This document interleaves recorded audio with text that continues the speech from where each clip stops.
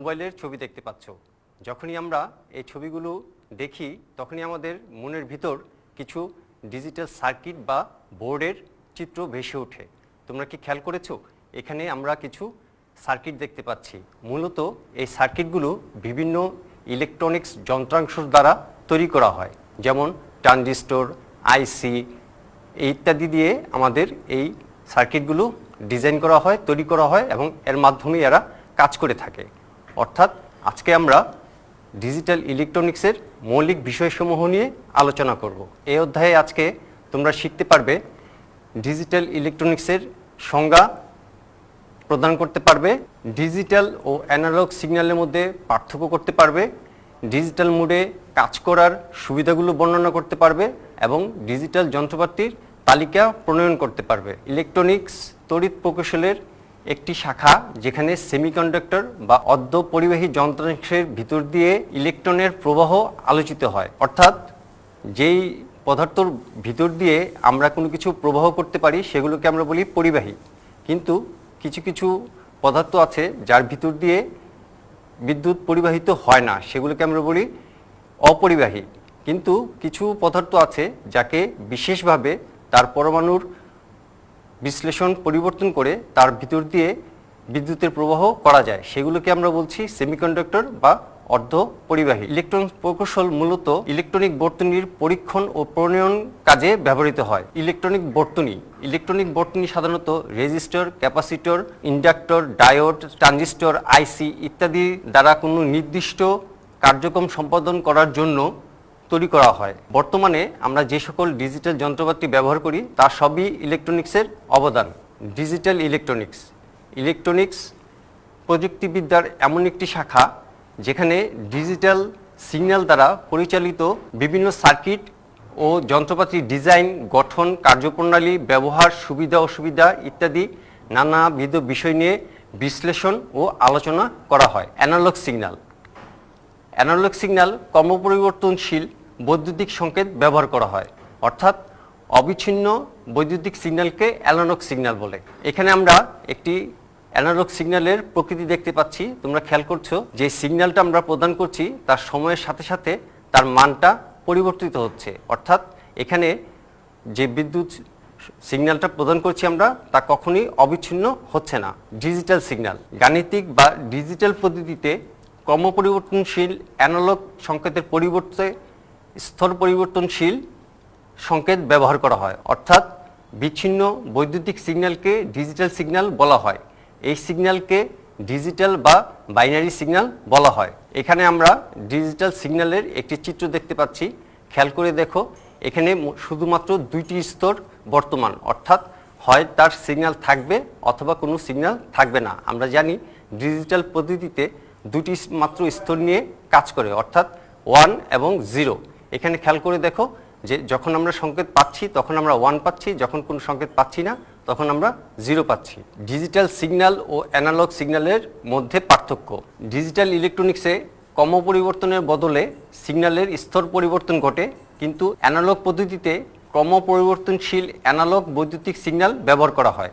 Digital সিগন্যালের মাত্র দুইটি নির্ধারিত স্তর থাকে, 0 এবং 1। অ্যানালগ সিগন্যাল পর্যায়ক্রমে ওঠানামা করে, ফলে এই সংকেতে অনেকগুলো পর্যায় থাকে। ডিজিটাল সিগন্যালে পরিমাপের কোনো অনিশ্চয়তা বা অজানা অবস্থা থাকে না, কিন্তু অ্যানালগ সিগন্যালে পরিমাপে অনিশ্চয়তা বা অজানা অবস্থা থাকে। ডিজিটাল সিগন্যাল কম ব্যয়বহুল, অন্যদিকে অ্যানালগ সিগন্যাল বেশ ব্যয়বহুল। ডিজিটাল সিগন্যাল সংখ্যা বা পরিমাপ পঠনে ভুল হওয়ার সম্ভাবনা কম, কিন্তু অ্যানালগ সিগন্যালে সংখ্যা ও পরিমাণ পঠনে ভুল হওয়ার সম্ভাবনা বেশি। ডিজিটাল সিগন্যালে বা পদ্ধতিতে অতি সহজে তথ্য সংরক্ষণ করা যায়।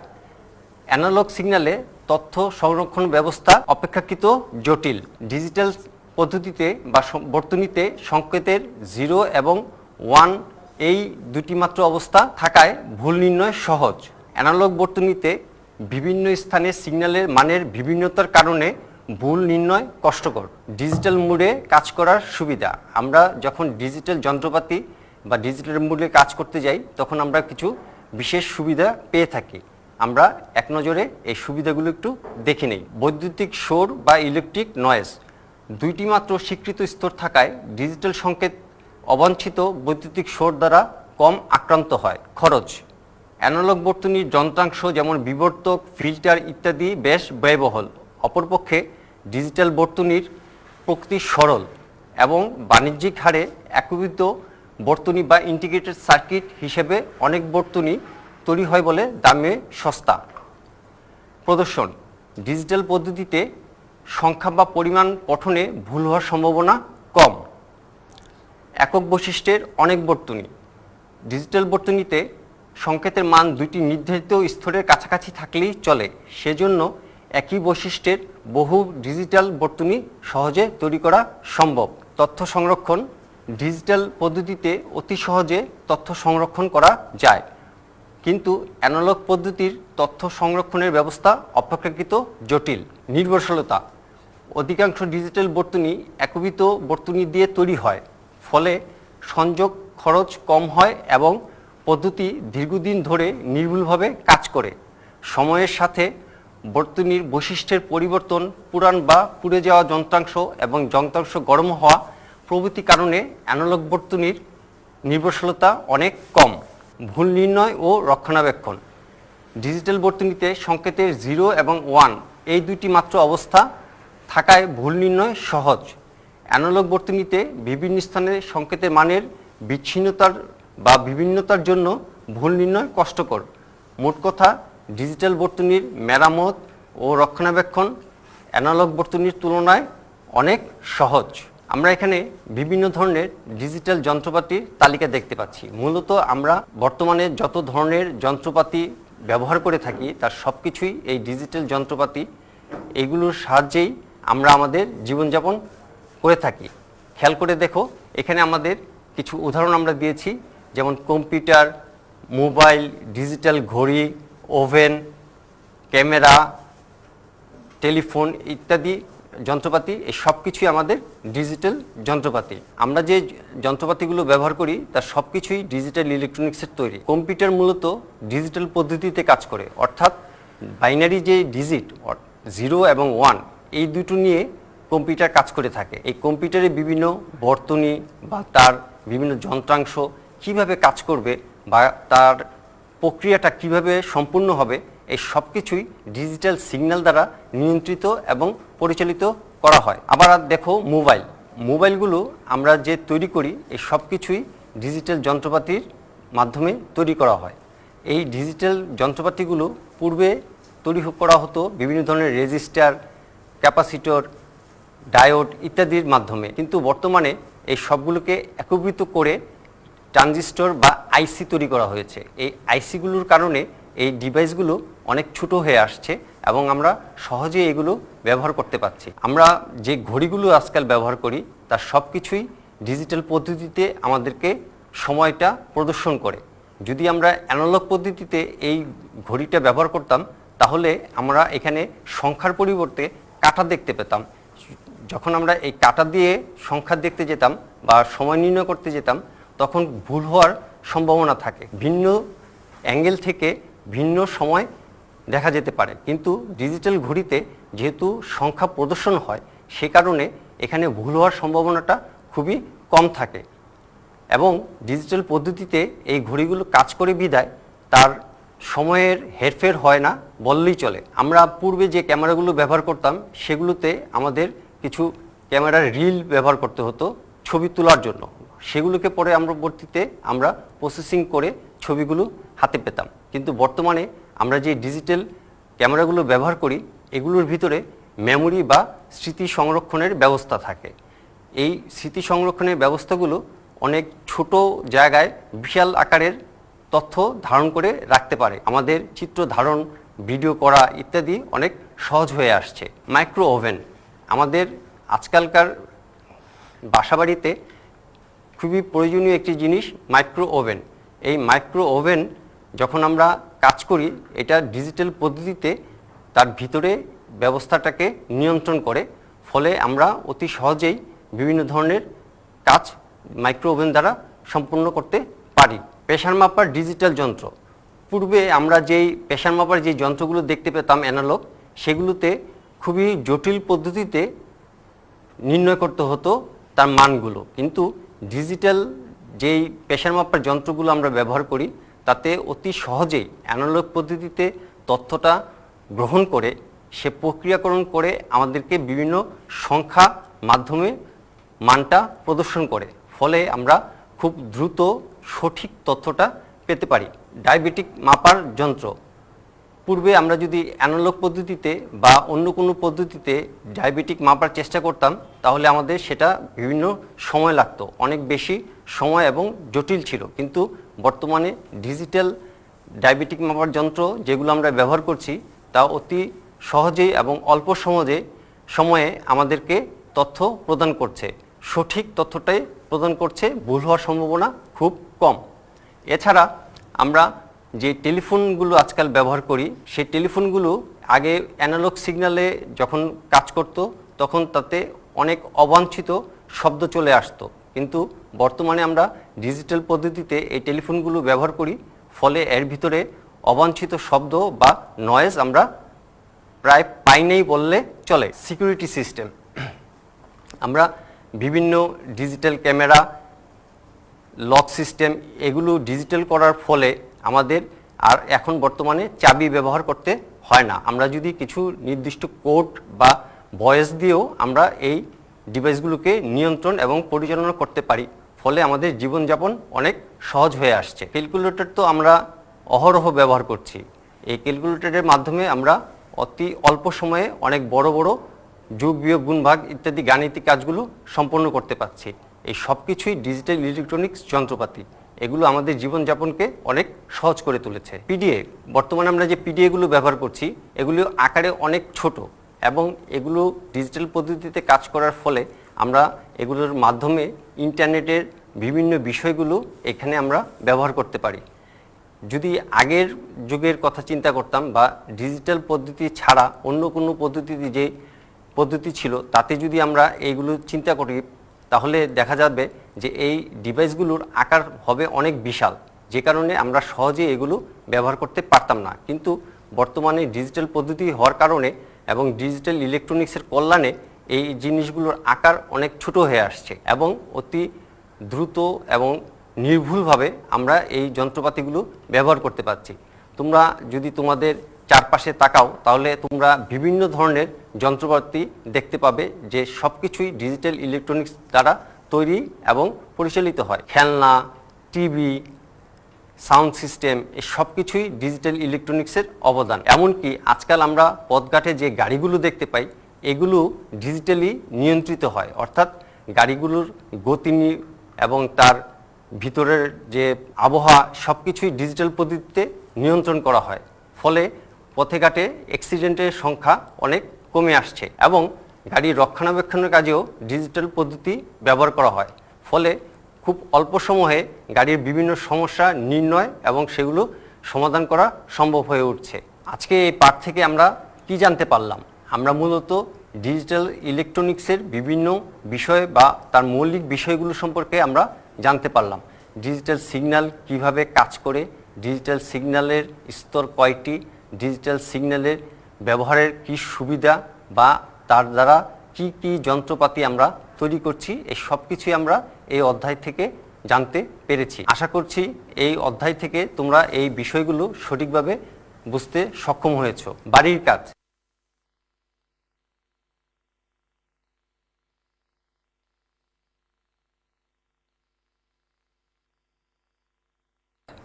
আমরা এই অধ্যায়ে যেই পাঠগুলো পড়েছি সেখান থেকে আমরা কিছু বাড়ির কাজ দিব, এগুলোকে তোমরা জবশিট আকারে তৈরি করে তোমাদের ট্রেড শিক্ষকের কাছে জমা দিবে। আমরা এক নজরে বাড়িতে কি কি করব সেগুলো একটু দেখে নিই। ডিজিটাল ইলেকট্রনিক্সের বৈশিষ্ট্যসমূহ বর্ণনা করো। তোমরা ডিজিটাল ইলেকট্রনিক্স কাকে বলে, তার কয়টি স্তর, এই সব বিষয়ে জানতে পেরেছো। এই সব কিছুই বিস্তারিত এই ডিজিটাল ইলেকট্রনিক্সের বৈশিষ্ট্যসমূহ বর্ণনার ভিতরে চলে আসবে। ডিজিটাল সিগন্যাল ও অ্যানালগ সিগন্যালের চিত্রসহ বর্ণনা করো। আমরা জানি ডিজিটাল সিগন্যাল হলো একটি বিচ্ছিন্ন বৈদ্যুতিক সংকেত দ্বারা পরিচালিত হয় এবং অ্যানালগ একটি অবিচ্ছিন্ন বৈদ্যুতিক সিগন্যাল দ্বারা পরিচালিত হয়। এগুলোর যে পার্থক্য সেগুলোকে চিত্রসহ করে তোমাদেরকে বর্ণনা করতে হবে। যন্ত্রপাতির তালিকা, আমরা যে যন্ত্রপাতিগুলো আমাদের আশেপাশে দেখতে পাচ্ছি তার সব কিছু মিলিয়ে এই যন্ত্রপাতির একটি তালিকা আমরা প্রণয়ন করব এবং এই যন্ত্রপাতিগুলো কিভাবে কাজ করে সেগুলো আমরা লিপিবদ্ধ করার চেষ্টা করব। সকলকে ধন্যবাদ।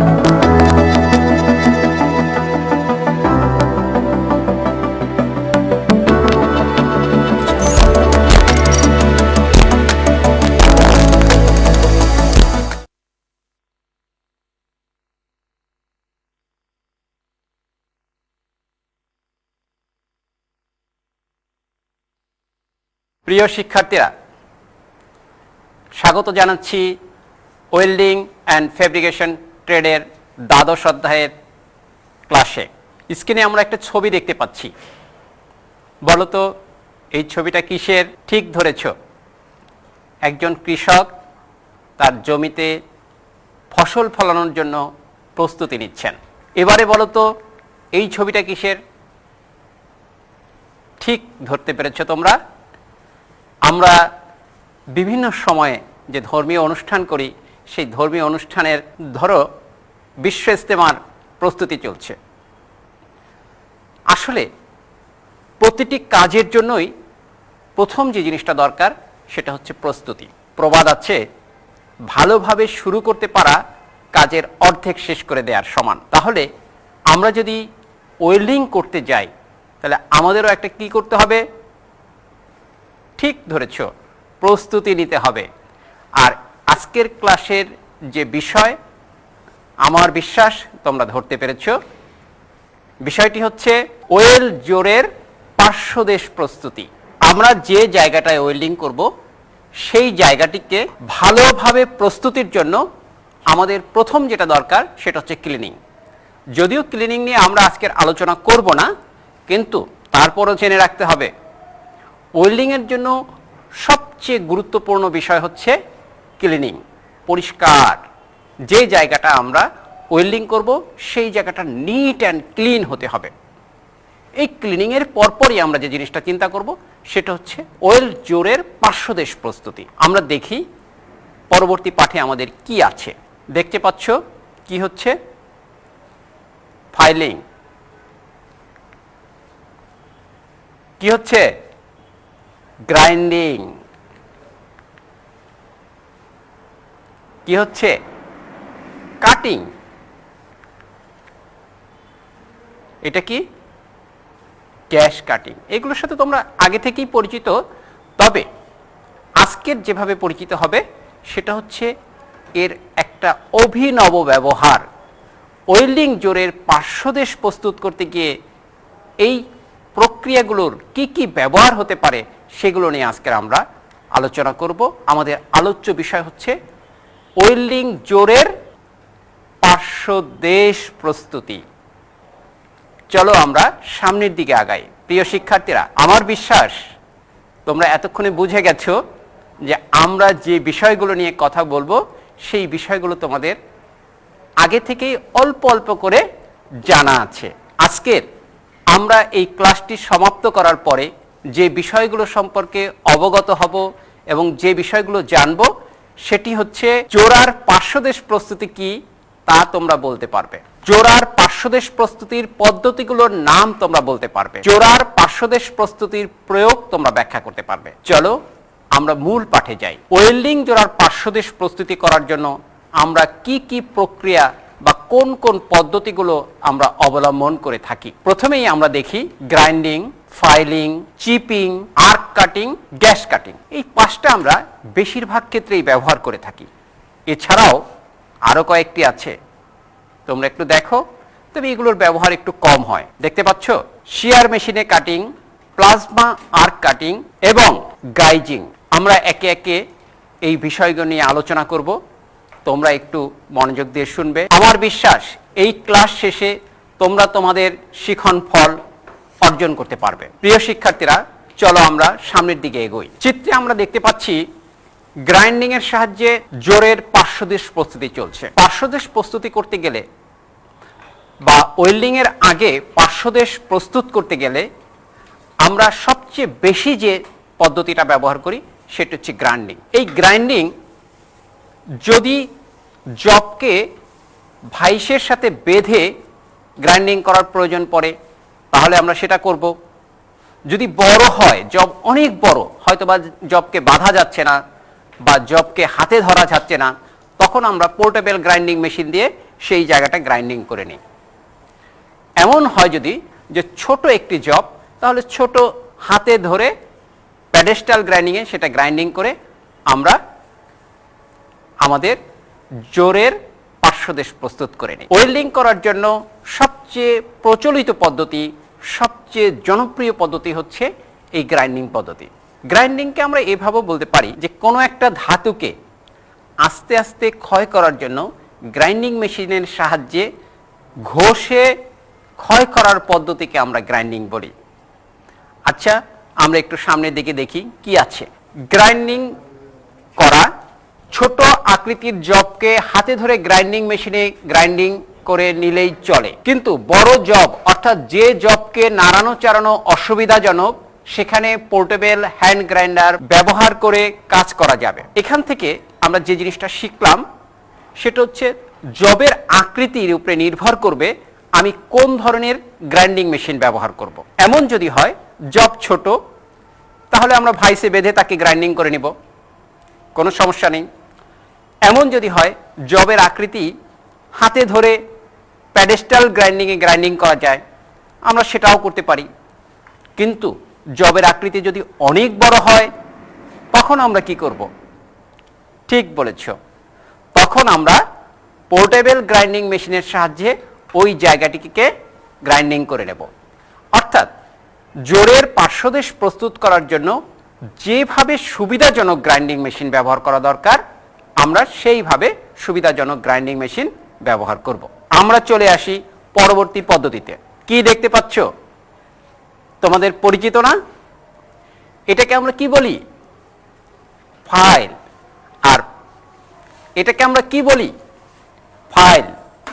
আর ফাইল দিয়ে কাজ করার যে পদ্ধতি তাকে আমরা বলি ফাইলিং। ফাইলিং এমন একটা পদ্ধতি, ফাইল দ্বারা ঘষে ঘষে ধাতুকে আস্তে আস্তে ক্ষয় করার যে পদ্ধতি তাকে আমরা ফাইলিং বলি। আর এটি একটি ওয়েল্ডিং জোরের পার্শ্বদেশ প্রস্তুত করার জন্য অত্যন্ত জনপ্রিয় পদ্ধতি। আমরা একটু দেখে নেই কিভাবে ফাইলিং করে আমরা ওয়েল্ডিং জোরের পার্শ্বদেশ প্রস্তুত করি। দাঁড়ানোর ভঙ্গিমাটা তোমরা দেখেছো কি? আমি একটু তোমাদেরকে আবারও দেখাই। দাঁড়ানোর ভঙ্গিমাটা হবে ঠিক এইভাবে, অর্থাৎ আমাদের বাম পাটি সামনে থাকবে, ডান পা পিছনে থাকবে এবং আমরা এইভাবে করে ফাইল ধরে দাঁড়াবো, অনেকটা নায়কের মতো। কেমন লাগছে তোমাদের? ফাইলিং করা জোড়ার পার্শ্বদেশ প্রস্তুতিতে এটি অত্যন্ত উপযুক্ত পদ্ধতি। যে জবকে ভাইসে বাঁধা সম্ভব সেটিকে ভাইসে বেঁধে ফাইল দিয়ে ধাতু ক্ষয় করে পার্শ্বদেশ প্রস্তুত করা হয়। কিন্তু ভাইসে বাঁধা না গেলে জবকে সুবিধাজনক অবস্থায় নিয়ে ফাইলিং করে পার্শ্বদেশ প্রস্তুত করা যায়। এখান থেকে আমরা একটা জিনিস শিখলাম, অর্থাৎ জব বা জবের আকৃতির উপরে নির্ভর করবে আমরা ফাইলিংটা কিভাবে করব। যদি জবের আকৃতি ছোট হয়, তবে আমরা জবকে ভাইসে বেঁধে আমরা ফাইলিং করতে পারি। যদি সেটা সম্ভব না হয় তাহলে আমরা আমাদের সুবিধাজনকভাবে আমরা ফাইলিং করে ওয়েল্ডিং জোরের পার্শ্বদেশ প্রস্তুত করে নেব। আমরা এখন পর্যন্ত দুটো পদ্ধতি শিখলাম। প্রথম পদ্ধতির নামটি তোমাদের মনে আছে, গ্রাইন্ডিং পদ্ধতি। 2 নম্বর পদ্ধতিটা হচ্ছে ফাইলিং পদ্ধতি। তাহলে আমার সাথে সাথে বলো, গ্রাইন্ডিং পদ্ধতি, ফাইলিং পদ্ধতি। তাহলে আমরা পরবর্তী পদ্ধতিটা দেখে নেই। পরবর্তী পদ্ধতিতে কি আছে? চিপিং পদ্ধতি। আমরা দেখতে পাচ্ছি চিজেল দ্বারা ছোট্ট ছোট্ট আকারে ধাতু ক্ষয় করার যে পদ্ধতি, সেটাকে আমরা বলি চিপিং পদ্ধতি। অর্থাৎ জবের উপরে যে অবাঞ্ছিত ধাতুটুকু থাকে, সেই ধাতুটুকুকে আমরা চিজেল দ্বারা যদি কেটে ফেলি, ক্ষয় করে ফেলি, তখন আমরা সেই পদ্ধতিকে বলবো চিপিং পদ্ধতি। ওয়েল্ডিং জোরের পার্শ্বদেশ প্রস্তুতের জন্য এটিও একটি জনপ্রিয় পদ্ধতি, বহুল ব্যবহৃত পদ্ধতি। আমরা কিন্তু 3টা পদ্ধতি ইতিমধ্যেই শিখে গেছি। আমরা সামনে কি পদ্ধতিগুলো আছে একটু দেখে নেই। ছবিতে আমরা দেখতে পাচ্ছি আর্ক কাটিংয়ের সাহায্যে ওয়েল্ডিং জোরের পার্শ্বদেশ প্রস্তুতি চলছে। আর্ক ওয়েল্ডিংয়ের সাহায্যে যেমন জোড়া দেয়া যায়, তেমনি আর্ক ওয়েল্ডিংয়ের সাহায্যে ধাতুকে কাটাও সম্ভব। এক্ষেত্রে আমাদের মনে রাখতে হবে যে অবশ্যই কারেন্ট বাড়িয়ে দিতে হবে। আমরা ওয়েল্ডিং করার সময় যে কারেন্ট ব্যবহার করি, সেই কারেন্ট ব্যবহার করলে আমাদের ধাতু কিন্তু কাটবে না। ধাতু কাটার সময় ওয়েল্ডিং করার জন্য যে কারেন্ট দেই, তার চেয়ে কারেন্ট বাড়িয়ে দিতে হবে। এবং আরও একটি বিষয় খেয়াল রাখতে হবে, সেখানে ইলেকট্রোডের ব্যাসও কিন্তু বেশি হতে হবে। দেখে নেই আমরা কি হয়। আর্ক কাটিং পদ্ধতি। আর্ক ওয়েল্ডিংয়ে যেমন ধাতু জোড়া দেওয়া হয়, তেমনি কাটাও যায়। এই পদ্ধতিতে কাটার সময় কারেন্টের পরিমাণ ওয়েল্ডিং করার সময়ের চেয়ে বেশি লাগে এবং কাটার কাজে ইলেকট্রোড ব্যবহার হয়, তার ব্যাস 4 মিলিমিটার এর কম হওয়া উচিত নয়। ওয়েল্ডিং পদ্ধতির মতো আর্ক কাটিং পদ্ধতিতেও মোটা ধাতু কাটতে বেশি ব্যাসের ইলেকট্রোড এবং চিকন বা অল্প পুরুত্বের ধাতু কাটতে কম কারেন্ট এবং খানিকটা চিকন ইলেকট্রোড ব্যবহার করতে হয়। আমরা কি শিখলাম? এখান থেকে আমাদের দুটো জিনিস যেটা খেয়াল রাখতে হবে, একটা হচ্ছে ওয়েল্ডিং করতে যে কারেন্ট ব্যবহার করি, তার চেয়ে বেশি কারেন্ট ব্যবহার করতে হবে কাটার জন্য। 2 নম্বর হচ্ছে আমাদের ইলেকট্রোডের ব্যাস বেশি হতে হবে। এই দুটো জিনিসকে মাথায় রাখতে হবে, তা না হলে কিন্তু ভুল হয়ে যেতে পারে। ওয়েল্ডিং করার সময় আমরা যে কারেন্ট ব্যবহার করি, তার চেয়ে বেশি কারেন্ট ব্যবহার করতে হবে। 2 নম্বর হচ্ছে ইলেকট্রোডের ব্যাস বেশি হতে হবে। গ্যাস কাটিংয়ের সাহায্যে ওয়েল্ডিং জোরের পার্শ্বদেশ প্রস্তুতি। এই গ্যাস কাটিংয়ের সাহায্যে একটু আগে আমরা যে বিষয়টা জেনেছি, যে আর্ক ওয়েল্ডিংয়ের বা আর্ক কাটিংয়ের সাহায্যে আমরা পার্শ্বদেশ প্রস্তুতি। এবারে আমরা গ্যাস কাটিংয়ের সাহায্যে ওয়েল্ডিং জোড়ার পার্শ্বদেশ প্রস্তুত করতে পারি। এই গ্যাস কাটিংকে আবার 2 ভাগে ভাগ করা যায়, একটা হচ্ছে অটো আর একটা হচ্ছে ম্যানুয়াল। আমরা এই 2 পদ্ধতিতেই আমাদের ওয়েল্ডিং জোরের পার্শ্বদেশ প্রস্তুত করতে পারি বা করে থাকি। বেশিরভাগ ক্ষেত্রে আমরা ম্যানুয়ালি ব্যবহার করি, কোনো কোনো ক্ষেত্রে আমরা অটো মেশিন ব্যবহার করি। বেশিরভাগ ক্ষেত্রেই সেমি অটো একটা মেশিন আছে, আমরা এটা বেশি ব্যবহার করে থাকি। তবে ম্যানুয়ালটা তোমাদের বেশি শিখে রাখতে হবে, কারণ ম্যানুয়ালি করতে পারাটাই বাহাদুরি।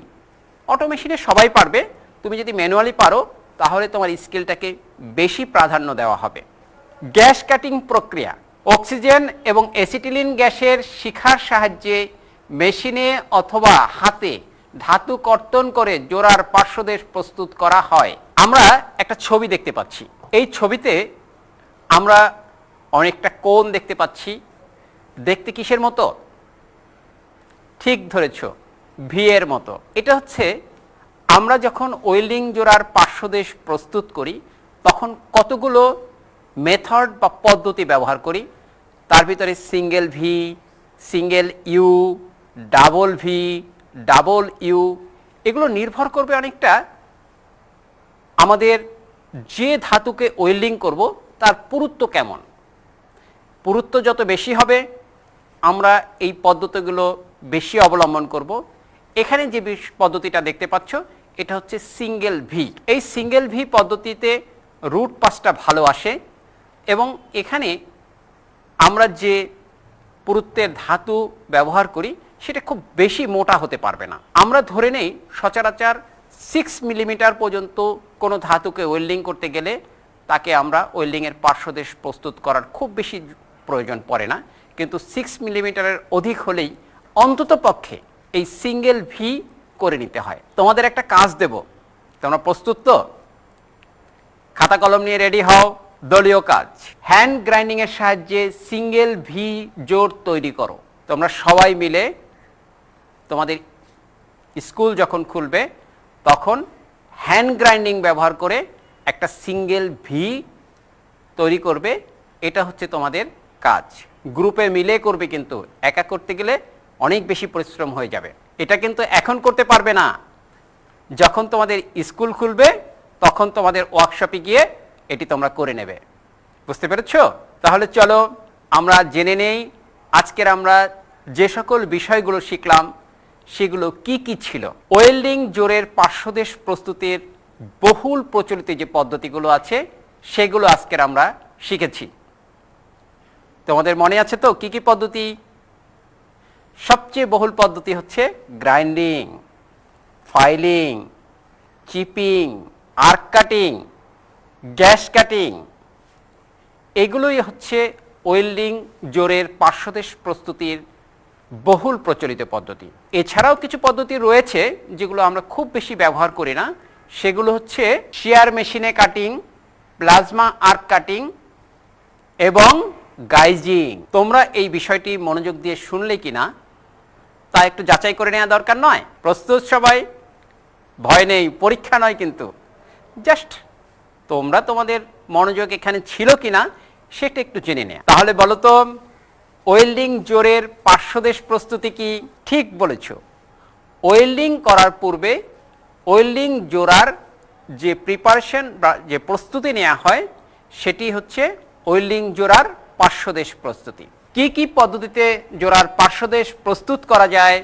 হ্যাঁ, তোমাদের মনে আছে, grinding, filing, chipping, gas cutting, arc cutting, এগুলো হচ্ছে বহুল ব্যবহৃত ওয়েল্ডিং জোড়ার পার্শ্বদেশ প্রস্তুতির পদ্ধতিগুলো। আমরা তোমাদেরকে একটা বাড়ির কাজ দেব।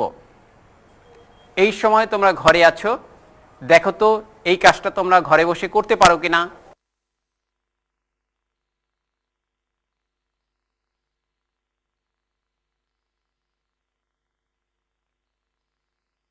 সিঙ্গেল ভি জোড়ার জন্য কেমন আকৃতি প্রস্তুত করতে হয় চিত্র অঙ্কন করে দেখাও। এটি তোমাদের জব শিটে করবে এবং তোমাদের স্কুল যখন খুলবে তখন তোমরা তোমাদের শ্রেণী শিক্ষকের কাছে জমা দিবে। ভয় নেই, এই শ্রম বৃথা যাবে না। তোমাদের যে ধারাবাহিক মূল্যায়ন আছে সেই ধারাবাহিক মূল্যায়নে তোমাদের এই মার্ক জমা হবে, যা তোমাদের মূল মার্কের সাথে সম্পৃক্ত থাকবে।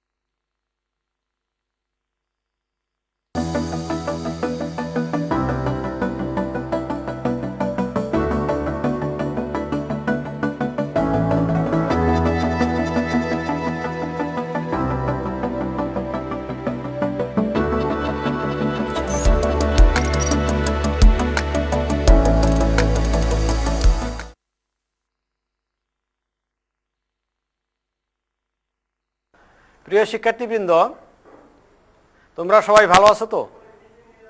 আশা করছি সবাই ভালো আছো এবং ভালো থাকবে, এটাই আমরা কামনা করি। তো আজকের ক্লাসে আমরা যা শিখব তার পূর্বে স্ক্রিনে একটি স্লাইড প্রদর্শন করা হয়েছে, এটা লক্ষ্য করো। কতগুলি চিত্র দেখতে পাচ্ছ, এর দ্বারা কি বোঝায় বা কিসের চিত্র একটু চিন্তা করবা। প্রথম চিত্র যেটা, একটা খুঁটির মধ্যে 3টা বস্তু ঝোলানো আছে, এদেরকে কি বলা হয়, এর নাম কি? এটা হলো ট্রান্সফরমার। বিতে যা আছে এটা কি? Mobile charger. আমরা যে মোবাইল চার্জ করি এটা সবাই তোমরা চেনো। তারপর আছে ল্যাপটপ চার্জার এবং সর্বশেষ ইউপিএস এবং আইপিএস। ঠিক একই ধরনের আরেকটা স্ক্রিন আমরা দেখতে পাচ্ছি, যেখানে একজন ওয়েল্ডিং করতেছে। সেই ওয়েল্ডিংয়েও একই বস্তু ব্যবহার করা হয়, সেটা হলো আর্ক ওয়েল্ডিং মেশিন, যার ভেতর আছে ট্রান্সফরমার।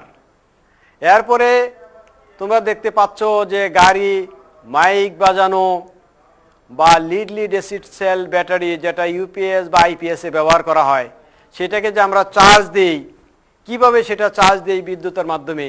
এই চার্জারের ভিতরেও আছে ট্রান্সফরমার। সেই জন্যে আমরা ছবিতে আরও 2টা ছবি লক্ষ্য করো, দেওয়া আছে অটো ট্রান্সফরমার, পাওয়ার ট্রান্সফরমার। এই ট্রান্সফরমার যেহেতু খুবই গুরুত্বপূর্ণ বিষয়, ব্যাপক ফিল্ডে এটার ব্যবহার করা হচ্ছে, অনেক জায়গায় ব্যবহৃত হচ্ছে। বিদ্যুতের ব্যবহারের বিষয়টা চিন্তা আসলেই ট্রান্সফরমারের বিষয়টা খুব আগে চলে আসে। যার জন্য আজকের পাঠ আমাদের ট্রান্সফরমার সম্পর্কে। আজকের পাঠ থেকে আমরা যা শিখব, ট্রান্সফরমার কি এটা তোমরা বলতে পারবে, ট্রান্সফরমারের গঠন বর্ণনা করতে পারবে, ট্রান্সফরমারের শ্রেণী বিভাগ বলতে পারবে, এবং স্টেপ আপ বা স্টেপ ডাউন ট্রান্সফরমার কি এটা তোমরা ভালোভাবে জানবে। প্রিয় শিক্ষার্থীবৃন্দ, আসো আমরা জেনে নিই যে ট্রান্সফরমার কি বা ট্রান্সফরমার বলতে কি বোঝায়। এমন একটি বৈদ্যুতিক স্থির যন্ত্র বা স্ট্যাটিক ইলেকট্রিক্যাল ডিভাইস, যা পাওয়ার ও ফ্রিকোয়েন্সিকে অপরিবর্তিত রেখে কোনোরূপ বৈদ্যুতিক সংযোগ ছাড়াই ইলেকট্রিক্যাল পাওয়ার এর ভোল্টেজ ও কারেন্টের মান প্রয়োজন অনুযায়ী কমিয়ে বা বাড়িয়ে এক কয়েল থেকে আরেক কয়েলে স্থানান্তর করে। তাহলে ট্রান্সফরমার যে ডিভাইসটা এখানে আমরা আলোচনা করছি, এটা একটা স্ট্যাটিক ইলেকট্রিক্যাল ডিভাইস। এর মধ্যে কোনো ঘূর্ণনশীল বা মুভেবল পার্টস নাই। এটা কি করে? ফ্রিকোয়েন্সি এবং পাওয়ারকে অপরিবর্তিত রেখে ব্যবহারিক ফিল্ডের চাহিদা অনুযায়ী ভোল্টেজ বা কারেন্টের মান কম বেশি করে বৈদ্যুতিক পাওয়ারকে এক কয়েল থেকে আরেক কয়েলে, এক সার্কিট থেকে আরেক সার্কিটে স্থানান্তর করে। আমরা এবার জানবো ট্রান্সফরমারের শ্রেণীবিভাগ, কি কি ধরনের ট্রান্সফরমার হতে পারে। যে কোরের গঠন অনুযায়ী ট্রান্সফরমারকে কত ভাগে ভাগ করা যায়। কোরের গঠন অনুসারে ট্রান্সফরমার 3 প্রকার, যথা core type transformer, shell type transformer এবং স্পাইরাল কোর টাইপ ট্রান্সফরমার। এছাড়া কার্যপ্রণালী অনুসারে ট্রান্সফরমার 2 প্রকার, আমরা স্লাইড থেকে দেখে নিই সেগুলা কি, যথা স্টেপ আপ ট্রান্সফরমার এবং স্টেপ ডাউন ট্রান্সফরমার। এছাড়াও আরও কিছু ট্রান্সফরমার আছে, যেমন ব্যবহার বা প্রয়োগ অনুসারে। ব্যবহার বা প্রয়োগ অনুসারে ট্রান্সফরমার 4 প্রকার, যথা power transformer, distribution transformer, instrument transformer. Instrument transformer আবার 2 ধরনের হতে পারে, কারেন্ট ট্রান্সফরমার, পটেনশিয়াল বা ভোল্টেজ ট্রান্সফরমার, সংক্ষেপে যেটাকে সিটি এবং পিটি বলা হয়। 4 নম্বরে হলো অটো ট্রান্সফরমার। স্থাপন অনুসারে বৈদ্যুতিক ট্রান্সফরমারকে 4 ভাগে ভাগ করা যায়, যেমন ইনডোর টাইপ ট্রান্সফরমার, যেগুলি ছাদ বিশিষ্ট স্থানে স্থাপন করা হয়। আউটডোর ট্রান্সফরমার, যেগুলি তোমরা রাস্তাঘাট পোলে দেখতে পাচ্ছ বা সাবস্টেশনে থাকে, যার উপর ছাদ থাকে না। পোল মাউন্টেড ট্রান্সফরমার এবং আন্ডারগ্রাউন্ড ট্রান্সফরমার। তাইলে আমরা জানলাম স্থাপন অনুসারে ট্রান্সফরমার কত প্রকার। এছাড়াও ট্রান্সফরমারকে ফ্রিকোয়েন্সি অনুসারে 2 ভাগে ভাগ করা যায়, অডিও ফ্রিকোয়েন্সি এবং radio frequency transformer. Audio frequency অনুসারে যে ট্রান্সফরমার আসছে 2 প্রকার। এই ধরনের ট্রান্সফরমার সাধারণত ব্রডকাস্টিং বা টেলিকমিউনিকেশন কাজে ব্যবহার করা হয়। ফেজ সংখ্যার উপর নির্ভর করে ট্রান্সফরমারকে 2 ভাগে ভাগ করা যায়, সিঙ্গেল ফেজ ট্রান্সফরমার এবং 3 ফেজ ট্রান্সফরমার। তাহলে প্রিয় শিক্ষার্থীবৃন্দ, আমরা জানলাম ট্রান্সফরমারের শ্রেণীবিভাগ। এবার আমরা জানব ট্রান্সফরমার কিভাবে গঠিত হয়, ট্রান্সফরমার গঠনের প্রাথমিক ধারণা আমরা আজকের এই ক্লাস থেকে জানব। ট্রান্সফরমারের এই অধ্যায়টি বেশ বড়, একটা ক্লাসে তোমরা জানতে পারবে না। আজকে আমরা যে মেসেজগুলি দিচ্ছি, যে ইনফরমেশনগুলি দিচ্ছি, কনসাইজ আকারে মিনিমাম এতটুকু তোমরা যদি শিখতে পারো, মনে রাখতে পারো, আশা করা যায় সামনের যে তোমাদের ফাইনাল পরীক্ষা আসতেছে 10ম শ্রেণীর, সেই পরীক্ষায় ট্রান্সফরমার সংক্রান্ত প্রশ্নের সিংহভাগ উত্তর পেয়ে যাবে।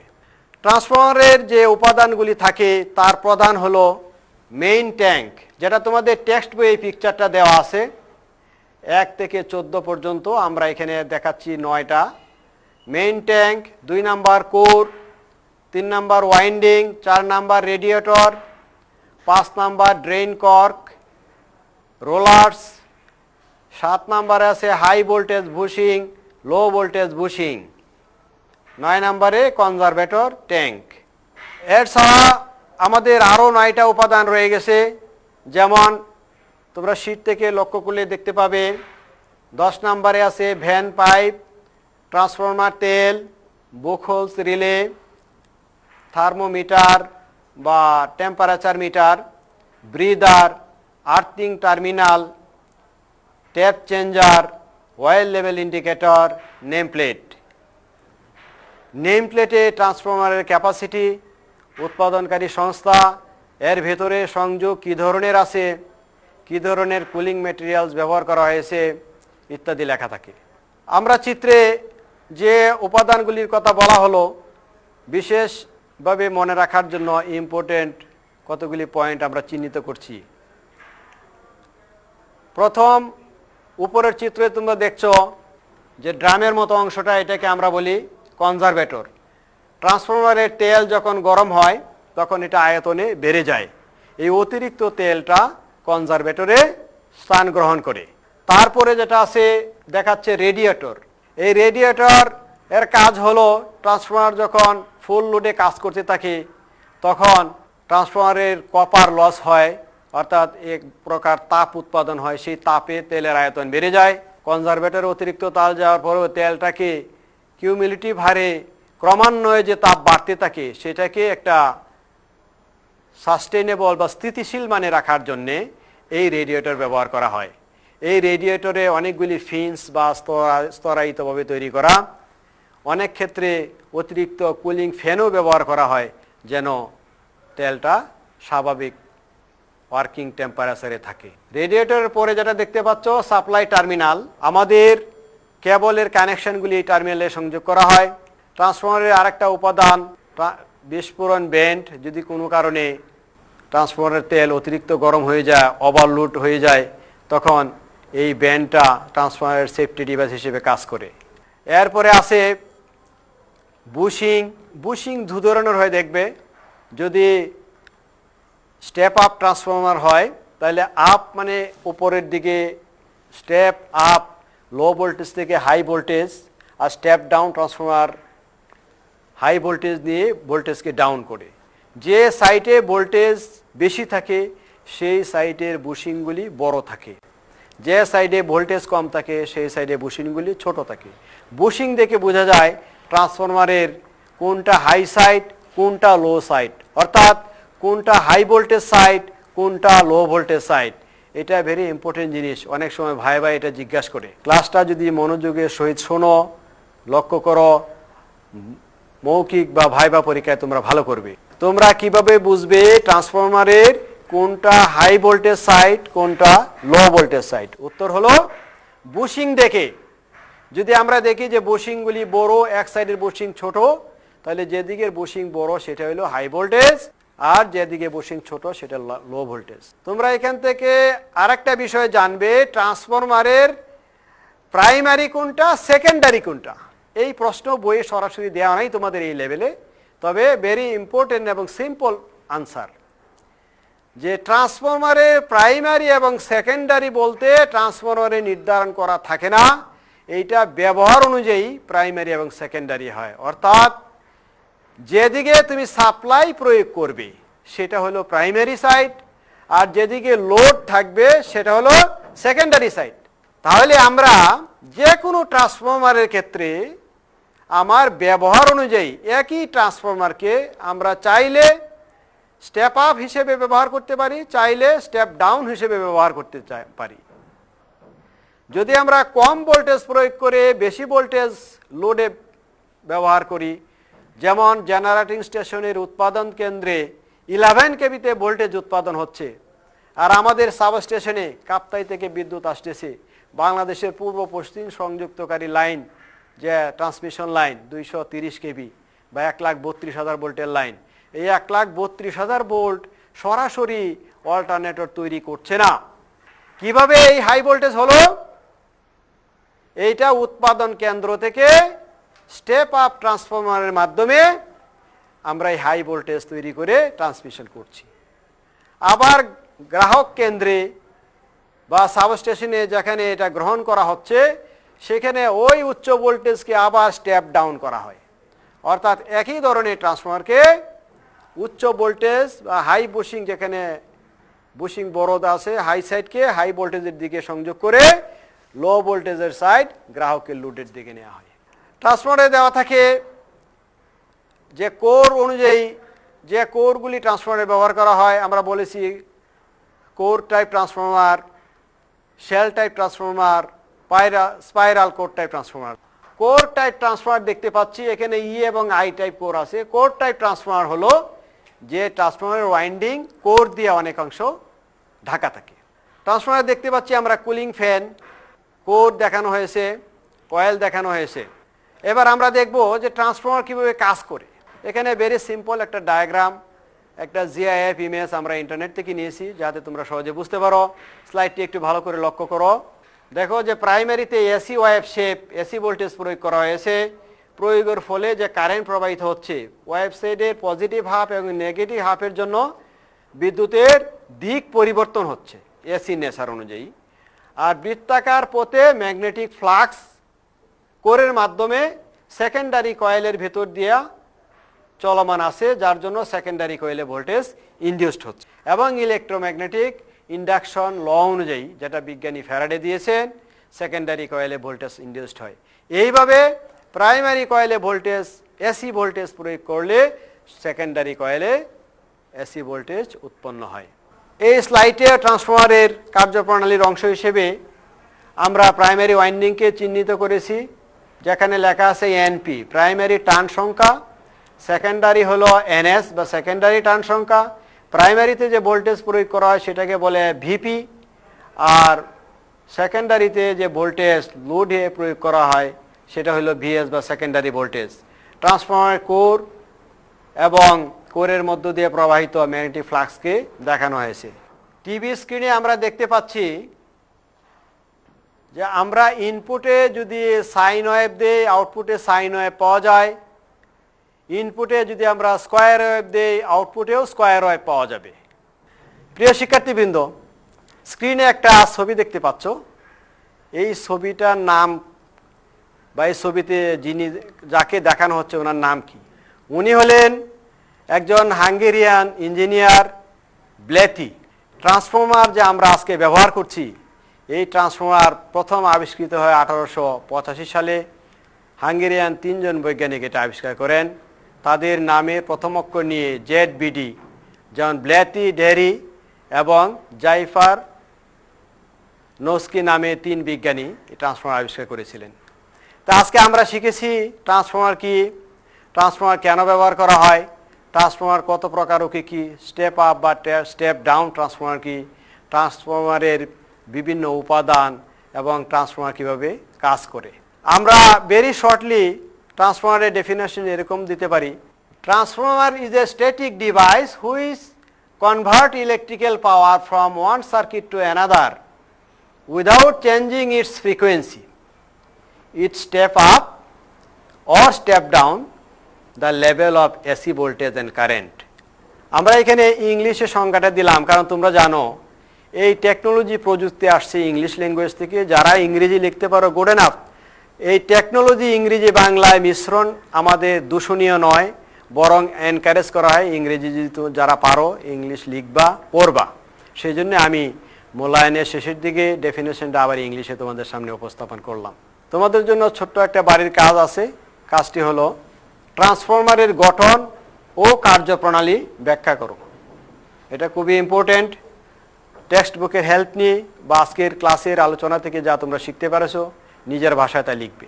ধন্যবাদ। তোমরা সবাই ভালো থাকবে।